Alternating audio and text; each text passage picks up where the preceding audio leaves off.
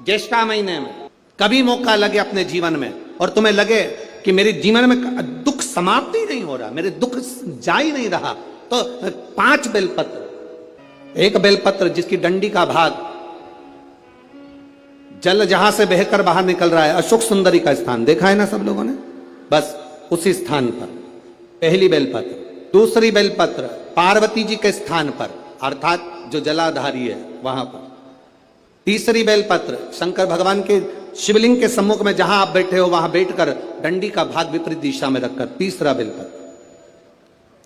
चौथा बेलपत्र भगवान शंकर का जल जहां से नीचे गिर रहा है उस ओर सीधी बेलपत्र नीचे की ओर। और 5वीं बेलपत्र शंकर भगवान के अशोक सुंदरी के स्थान को छुआकर नंदी के पास रखकर, जो घड़े में जल है अर्थात मट्टी के पात्र में जो तुम जल लेकर गई हो उस पात्र के जल से शंकर का अभिषेक कर देना, शिव को वो जल समर्पित कर देना। जिंदगी में कैसा भी दुख हो वो कटता ही है, वो दुख रह नहीं सकता, ये निश्चित था। शिव जी पर एक लोटा जल आपने हमने समर्पित, हम उस जल का आचमन करते हैं, हम उस जल को पीते हैं, आचमन करते हैं, तब उस शिवलिंग का जो तेज पुंज है, भगवान शंकर के शिवलिंग में जो तेज पुंज होता है, क्योंकि शिव पुराण के अंतर्गत और लिंग पुराण के अंतर्गत, नर्मदा पुराण के अंतर्गत हमेशा कही गई है कि चाहे घर में जो शिवलिंग हो वो, चाहे तुम्हारे घर के पास में जो मंदिर हो उसमें जो शिवलिंग हो वो, या 12 ज्योतिर्लिंग, उपलिंग, ये जितने भी शिवलिंग विराजमान हैं, ये जितने भी शिवलिंग विराजित हैं, इन शिवलिंग पर जब हम जल चढ़ाकर उस जल का आचमन करते हैं तो उस शिवलिंग की जो ज्योति होती है, शिवलिंग की जो ऊर्जा होती है, शिवलिंग की जो एनर्जी होती है, शिवलिंग का जो बल होता है, वो बल हमारे भीतर भी उतरता है और हमारे रोगों को निवारण करता जाता है, हमारे दुखों को निवारण करता है, हमारे कष्टों का निवारण करता जाता है। हमारे दुख, हमारी तकलीफें, हमारा कष्ट अपने आप समाप्त होते चले जाता है। 3 स्थान शिवलिंग पर वर्णित है कि ये 3 स्थान का जब स्पर्श करते हैं तो आप कितने भी रोग से ग्रसित क्यों ना हो, आप कितने भी रोग से घिरे क्यों ना हो, 3 स्थान का स्पर्श करने से आपको एक अलग से ऊर्जा प्राप्त होती है और आपके शरीर में कितना भी कंपन हो रहा हो, कितनी भी कमजोरी हो रही हो, कितना भी दर्द हो रहा हो, कितना भी कष्ट हो रहा हो, 3 स्थान शिवालय में शिवलिंग के जगह पर बताए गए हैं। उन स्थानों का स्पर्श करने से शरीर में एक ऊर्जा आती है, शरीर में एक बल उत्पन्न होता है, एक ऊर्जा आती है, शरीर के अंतर्गत एक ऊर्जा का संचार होता रहता है। अब उस शिवलिंग को अपन समझे, सभी लोग जरा स्मरण करेंगे। शिवलिंग के अंतर्गत 3 स्थान ऐसे बताए गए हैं जो हमारे को एक बल देते हैं, हमारे भीतर की ऊर्जा उत्पन्न करते हैं। हमारे अंदर कितनी भी कमजोरी होगी, अगर आपने वो 3 स्थान पर हाथ का स्पर्श कर पंचाक्षर मंत्र नमः शिवाय या षडाक्षर मंत्र ओम नमः शिवाय या श्री शिवाय नमस्तुभ्यम का स्मरण किया है तो वो स्थान का स्पर्श करते ही आपके अंदर एक ऊर्जा, एक एनर्जी, एक बल आपके अंतर्गत आता चले जाएगा, एक ऊर्जा आपके अंतर्गत आती चली जाएगी। 3 स्थान, पहला जो ये जलाधारी बनी हुई है, ये जो गोल जो भाग आता है, जलाधारी में जो भी गोल भाग है वो गोल भाग का हाथ से स्पर्श करना, अर्थात जो माता जी का हस्त कमल है पार्वती जी का, वो जो गोल जलाधारी है जिसपे शिवलिंग रखा हुआ है, वो गोल जला, ये जो चरण है जहां से पानी बहकर जाता है उस स्थान पर नहीं, जहां गोल भाग है उस गोल भाग पर अपने सीधे हाथ का स्पर्श करना और श्री शिवाय नमस्तुभ्यम का जाप या पंचाक्षर मंत्र या षडाक्षर मंत्र ओम नमः शिवाय का जाप करना, पहला। दूसरा स्थान जहां से पानी बहकर जा रहा है उस स्थान का पानी जहां से बहकर नीचे गिरता है वो भाग पर अपने हाथ का स्पर्श। जहां से पानी बहकर नीचे गिरता है, जो जल आप चढ़ाते हो वो जल बहकर जो नीचे की ओर जाता है उसका स्पर्श, और पंचाक्षर या षडाक्षर या श्री शिवाय नमस्तुभ्यम मंत्र का जाप। फिर तीसरा स्थान बताया कि शिवलिंग में किसी भी स्थान पर अपनी हथेली का स्पर्श, केवल हथेली का स्पर्श, उसमें उंगलियों का स्पर्श नहीं, केवल हथेली का स्पर्श, और पंचाक्षर या षडाक्षर या श्री शिवाय नमस्तुभ्यम मंत्र का जाप। ये 3 स्थान ऐसे बताए हैं कि आपके शरीर में अगर बिल्कुल भी इतनी एनर्जी नहीं है कि आप 2 कदम चल सकते हैं, तो शंकर के मंदिर में, शिवालय में जाकर ये 3 स्थान का स्पर्श करिए। मंदिर से जब आप बाहर निकलेंगे तो खुद के बल पर निकलेंगे, कोई आपको उठाने के लिए जरूरत नहीं। आप स्वयं के बल पर निकल सकते, स्वयं के बल पर आगे बढ़ सकते, स्वयं के बल पर अग्रणी हो सकते, स्वयं के बल पर आप आगे निकल सकते। 3 स्थान है जहाँ व्यक्ति के जीवन के दुख, तकलीफ, रोग, कष्ट अपने आप नष्ट होते चले जाते हैं। तो पहला जो स्थान है वो पार्वती जी का स्थान हस्तकमल, दूसरा कार्तिकेय और गणेश के मध्य में जो अशोक सुंदरी है और कार्तिक गणेश बैठे वहां से जो पानी नीचे की ओर आता है वो स्थान, और तीसरा अपनी हथेली का शिवलिंग का कोई भी स्थान जहां अपनी हथेली का स्पर्श हो जाए वो स्थान। ये 3 जगह हमें बल देती है, हमें ऊर्जा देती है, हमें एनर्जी देती है। मक्खी कबाड़े पर जाकर बैठती है तो उसकी कोई कीमत नहीं होती। मक्खी शक्कर पर जाकर बैठती है, उसकी कोई कीमत नहीं होती। मक्खी सब्जी पर जाकर बैठती है, उसकी कोई कीमत नहीं होती है। पर मक्खी सोना तुल रहा हो, हीरा का केरट निकाला जा रहा हो, और मक्खी सोने पर जाकर बैठ जाए या हीरे का केरट निकल रहा हो उस हीरे पर जाकर बैठ जाए तो मक्खी भी करोड़ों की और लाखों की हो जाती है।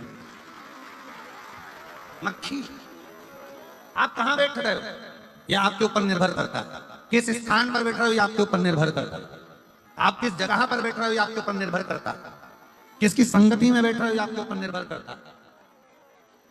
आज तारा बाबा जी की कुटिया में बैठे हो ना, तो अपने आप को गौरवान्वित समझना कि आज बाबा की कृपा से शिव कथा में हमारी कीमत बढ़ी है, हम कीमत वाले हो। शिव कथा कर रहे हैं। देवराज नाम का ब्राह्मण बेलपत्री के वृक्ष के नीचे, बेलपत्र के वृक्ष की छांव में उसके प्राण छूट जाते हैं, और उसके प्राण गए देवराज नाम के ब्राह्मण के। जब प्राण चले गए, भगवान देव अधिदेव महादेव भगवान शिव उसको लेने के लिए स्वयं क्यों आए? एक बेलपत्र की छांव के नीचे एक शंकर का शिवालय, देवालय, और एक अपने गुरु की छांव के नीचे, गुरु की शरणागति में। ये 3 जगह ऐसी है जहां व्यक्ति जब जाकर बैठता है तो उसका कल्याण निश्चित होता ही होता है, कल्याण होता है। गुरु के चरणों में जाकर बैठिए, आपका कल्याण निश्चित होगा। शिव के मंदिर में, शिवालय में, शंकर की चौखट पर जाकर बैठिए, आपका कल्याण निश्चित होगा। और बेलपत्र के वृक्ष की छांव में कुछ वृक्ष हमारे सनातन धर्म में, हमारी संस्कृतियों में बताए गए। आंवले का वृक्ष, पीपल का वृक्ष, बट वृक्ष, शमी वृक्ष, बेल वृक्ष, ये कुछ वृक्ष ऐसे हैं जिनकी छांव में बैठने से फल की प्राप्ति होती है।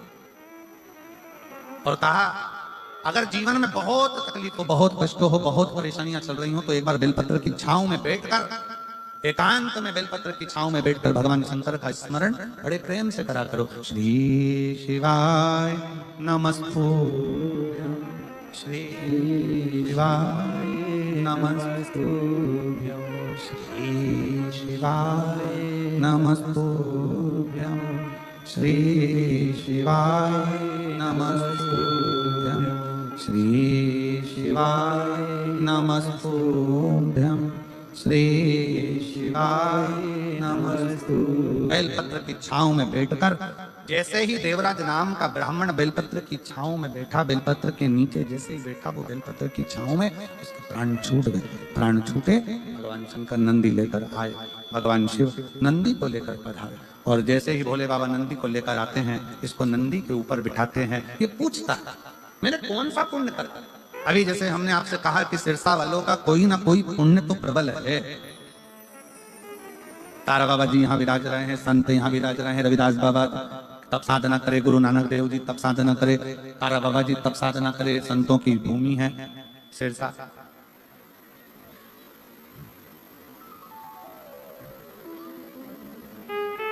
पूरे भारत में केवल सिरसा एक ऐसा स्थान रहा जहां पूरे भारत में अंग्रेजों ने अपना कब्जा कर लिया था।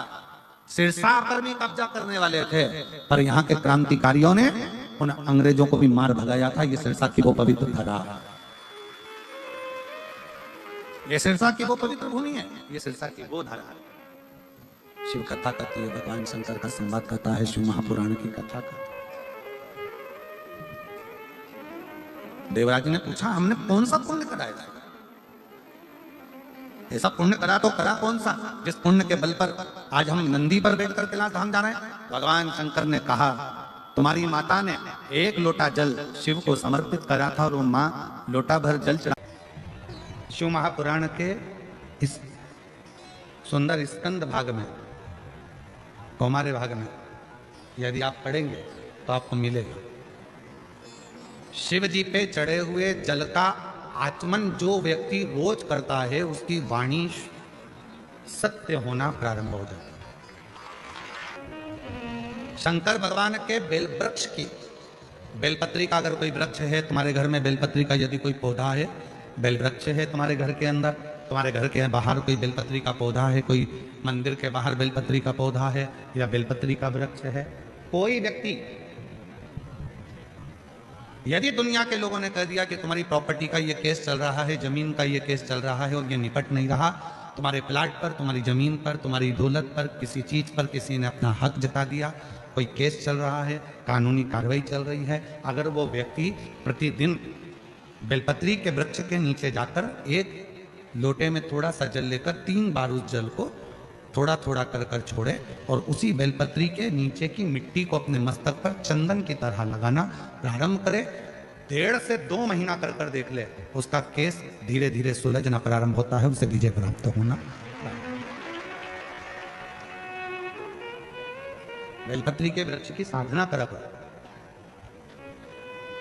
कभी कभी करा करो। तुम माताओं से मेरा निवेदन और मेरी जीजियों से, जीजाओं से, मेरी बेटियों से, बेटाओं से, मेरे बुजुर्ग माँ बाप से निवेदन करो, बेलपत्र के वृक्ष की साधना फल जरूर देती है।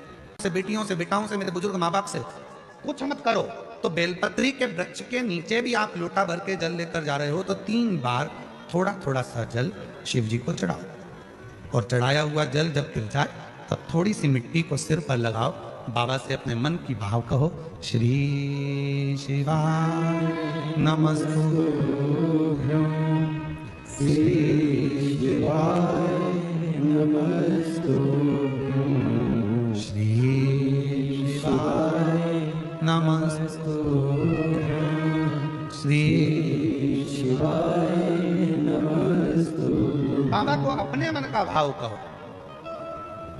दुनिया में किसी की सामर्थ्यता नहीं है कि तुमको नीचे दबा दे।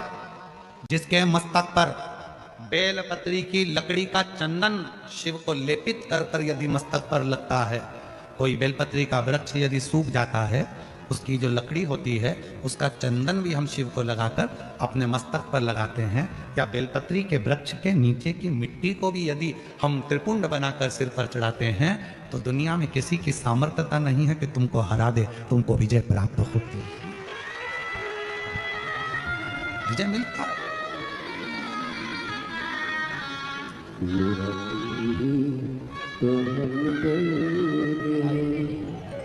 जिसे हरि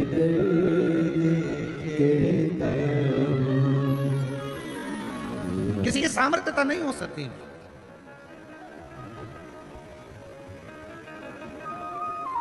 और इतना मालूम होने के बाद भी अगर लोग भटक रहे हैं, कोई कह रहे वहां चले जाओ वहां से ये काम हो जाएगा, कोई कह दिया वहां चले जाओ वहां से कोई ये काम हो जाएगा, आडंबर में मत फंसो, ढोंग प्रपंच में मत फंसो।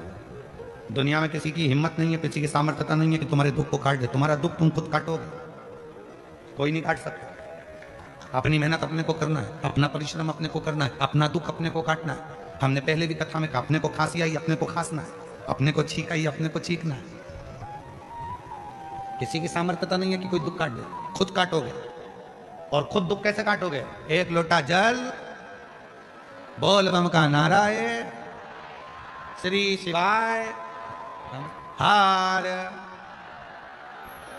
बस अपना भाव, अपना विश्वास, अपनी दृढ़ता को बढ़ाओगे, धीरे धीरे दुख कटता जाए। वाणी सिद्ध हो जाती है। जिसने प्रतिदिन भगवान शंकर पे चढ़े हुए जल का आचमन करा है, उसकी जिह्वा सिद्ध हो जाती है। जिसने रोज शिव पे चढ़ी हुई बेलपत्री का एक छोटे से छोटा अंश भी प्रतिदिन अपनी जिह्वा पर लिया है, खाया है, उसकी जिह्वा सिद्ध हो जाती है। जिह्वा सिद्ध। क्यों गुरु जी, इसका कोई प्रमाण मिलता है क्या कि जिसने बेलपत्री खाई हो और उसकी जिह्वा सिद्ध हो गई? जिसने शिव जी का जल पिया हो और उसकी जिह्वा सिद्ध हो गई हो? उसकी कथा चल रही है, चंद्रशेखर महादेव की कथा।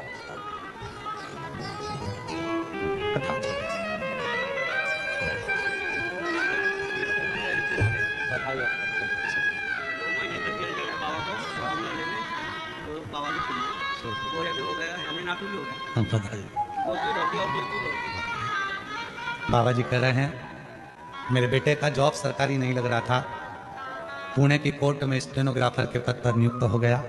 बाबा ने जेब भी भर दी और मेरी बहू की गोद खाली थी, वो गोद भी भर दी। बाबा ने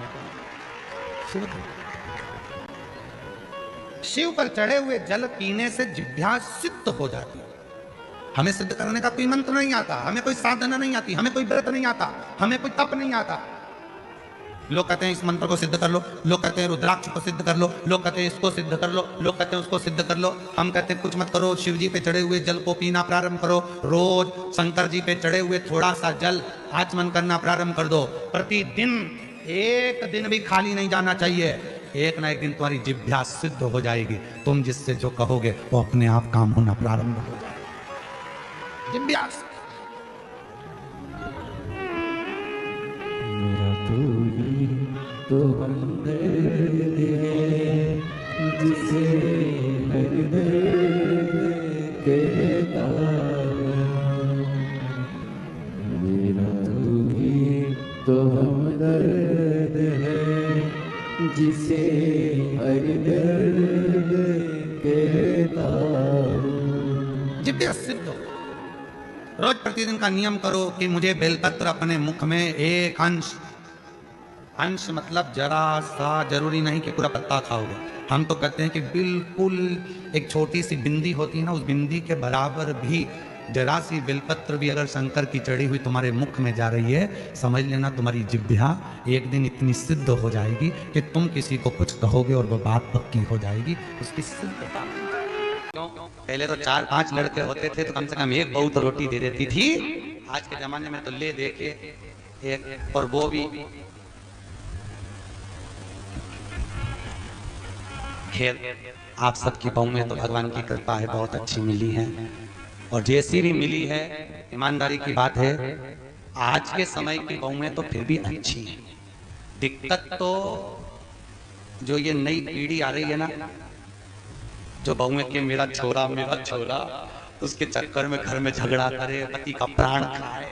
और आने वाले समय में दिक्कत ये है कि तेरा क्या होगा रे कालिया। ये जो नई पीढ़ी, नई जनरेशन जो हो रही है, अब इनको क्या होना। अभी तक तुम लोग तो निभा रही हो और तुम्हारी बहू भी तुम्हें निभा रही है, कोई दिक्कत नहीं। पर इसीलिए कभी कभी बहुओं से कहती करो हमारी तो निप गई रे बेटा, अब तेरा क्या हो। हमारी तो गई। इतने दिन निकल गए, बच्चे कुछ 7 दिन थे, भागवत में निकल गए। आज कौन सा दिन है? तीसरा। कितना बचा? 4। यूं निकल जाए, कल चौथा हो जाएगा, परसों 5वां, 6ठा।